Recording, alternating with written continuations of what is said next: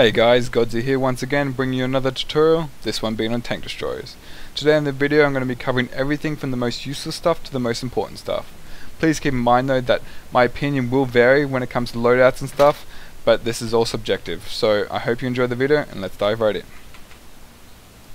Unlocks. Okay, so we're going to go all the way back to the start and talk about all the unlocks possible with tank destroyers. A lot of these upgrades are useless though, so we're going to talk about those ones first and explain what they do and why they're useless. So to start off, in slot 1 we have maintenance. What this does is it lets your tank regenerate health a lot faster than it normally would, but compared to what else is in slot 1, it's basically useless. Moving on, also in slot 1 we have thermal camo. What this unlock does is that it increases the lock-on time for javelins and guided missiles. On top of this, it also reduces the time that you remain spotted on the minimap. In saying this though, this unlock is just not good enough compared to the other unlocks in slot 1. Lastly, in slot 1 we have the autoloader. This unlock simply decreases the time it takes to fire a second shell from the main turret. It's not good for much compared to the other unlocks in slot 1, but if you're doing long range sniping in the tank for some reason, you might pick it. Moving on to slot 2, we have 4 unlocks here. Each of these unlocks has its use in one place or another, but there's really only one that I'd pick myself, but we'll come back to that later. Moving on to slot 3 though, we have the canister shell, which is basically a giant shotgun, but now that they nerfed it into oblivion and it shares a cooldown with the main turret, it just sucks compared to the coaxial LMG. Finishing up, we have the guided shell and the cannon HE. The cannon HE is just like the canister shell where it shares a cooldown with the main turret. This is something I definitely avoid. And lastly we have the guided shell. This is basically a missile that locks onto tank and aircraft if they're laser designated. This is something I wouldn't personally use myself, but if you're working with soft lammers you might want to pick it. As you can see here, we're left with 7 of the 14 unlocks left that we started with. So let's get started with the section 1. In section 1 we're left with proximity scan and reactive armor. What proximity scanner does is sends out a constant pulse from your tank that detects nearby infantry. As for reactive armor, it puts 4 explosive plates around your tank. What these plates do is that when an explosive hits that side of your tank, the plate will explode, protecting your tank, but the plate will disappear. You can repair the plate by getting out and repairing that side of the tank for about 5 seconds. Now when it comes down to proximity scanner and reactive armor is definitely the best path to go for tank destroyers. This is because tank destroyers are only located on AK maps where you need a lot of protection from other tanks. Proximity scanner is something that I would only use on tanks like IFVs and MBTs in maps like Bazaar and Siem where your main enemy is infantry. Moving on to section 2, we still have 4 unlocks left. We have smoke, which basically protects you from missiles and keeps you alive, zoom optics, which gives you a 3 times magnification, and thermal optics, which makes everything black and white, enemies will show up white. We also have extinguisher, which will return you to 45% health if you are disabled. Now we're left with the question of which one of the 4 to pick. Well, when it comes to armor kill and tank destroyers, it's really quite simple. As much as zoom optics, thermal optics, and extinguisher might be nice, smoke is the only choice here. With so many guided shells coming after your tank, if you don't pick smoke, you're going to be dead in 1 to 2 minutes. With that solved now, let's move on to section 3. As you can see here, section 3 is just like section 1 in that there's only 2 choices left. This makes our decision a lot easier. For me personally though, the coaxial LMG is the way to go. This is because the tow missile can be a very hard missile to use at times, and it doesn't give you any infantry capabilities like the coaxial LMG does. As you can see here, the tow missile is a very slow moving user guided missile. This makes it very hard to use in short and long range encounters. Short range encounters it's hard to use because with the collision detections of tanks, it can be very hard to get an easy shot off in close quarters. Long range however, it can be very hard to hit a moving target because if they stop at the last second your missile could miss because it's so hard to track at long ranges.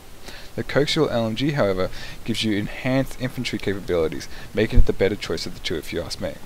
At the end of the day though, this choice comes down to personal preference. So there it is, the loadout I highly suggest using. It's served me well in the past, it might serve you, I don't know, it's up to you. So let's move on to something else now in damage. In this section I want to talk about the damage you can expect to take compared to an MBT. But first of all it's best to know how damage works with tanks. As you can see here, the straighter the shot from the RPG to the back of the tank, the more damage it will do. This works the same for all sides. In this next image we can see an estimated damage expectation for all the angles on an MBT. As you would notice from the first image, this will vary depending on the angle, but this gives you a good estimate. What we can also learn from this image is that the MBTs and the destroyers do the same damage with their main turret. In this last image we can see the damages a tank destroyer can expect to take. What's really interesting about these tanks is that they take the same damage from all sides, even the back. What this also means is that they can never be disabled in one shot, a very interesting factor for a tank. Speed, design and bullet drop. In this final main section we're going to talk about the many physical aspects that separate the tank destroyers from the MBTs. In this first clip we can notice that the M1128 seems to have the highest aiming angle of the 4 tanks, with the Sprut SD having the lowest. In saying this though, as you can clearly see, the Sprut SD has the smallest bodywork of all the 4 tanks, giving it the smallest target to hit. In regards to shell speed and drop however, this next clip will show you that the destroyers have a much smaller drop off. In regards to speed however, I believe that they have the same speed as both shells reach the target at about 5 seconds, with the MBTs hitting the ground a tiny bit sooner because of the bigger drop off. Lastly, and maybe most importantly in this section, is speed and or maneuverability. In this last clip you can see me get my friend to take off first, and then I take off once I see him start to move.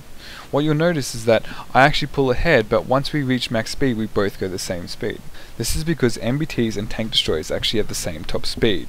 Tank destroyers only have fast acceleration.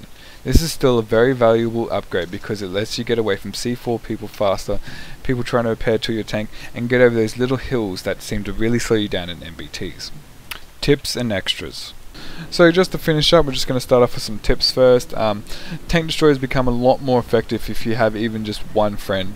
A good idea is to run around with one buddy and use up all your reactive plates, and then when they're all used up, just swap tanks and you have 8 new reactive plates, all brand new and ready to use up again.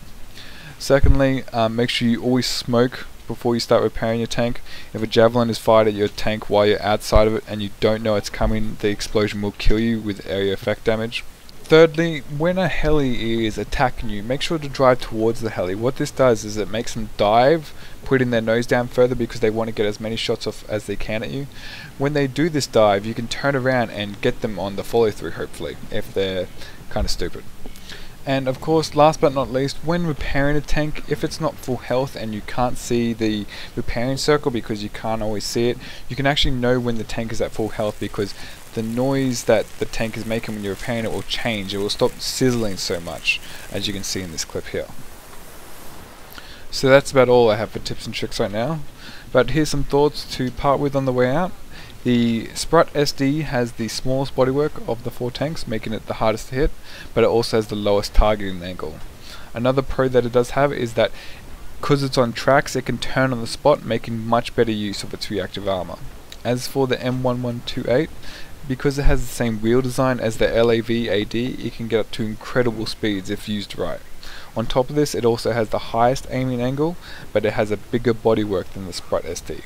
It also can't turn on the spot because of its wheel design, so it is a bit harder for it to use its reactive armor than the Sprut SD. So guys, with these facts in mind, please let me know in the comments what's your favorite tank destroyer. Mine's definitely the Sprut SD. I love how it looks, the small bodywork on it, the turn on the spot for the reactive armor, all these things I love about it. Even if it aims a little bit lower and it can't get that massive speed like the M1128 can, I don't mind. The pros for it, to me, are just way too big.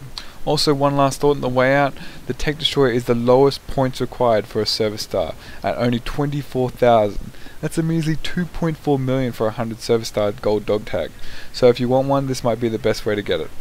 Anyway guys, I hope you enjoyed the video. Please make sure you let me know what you think in the comments, and as always, have a good one.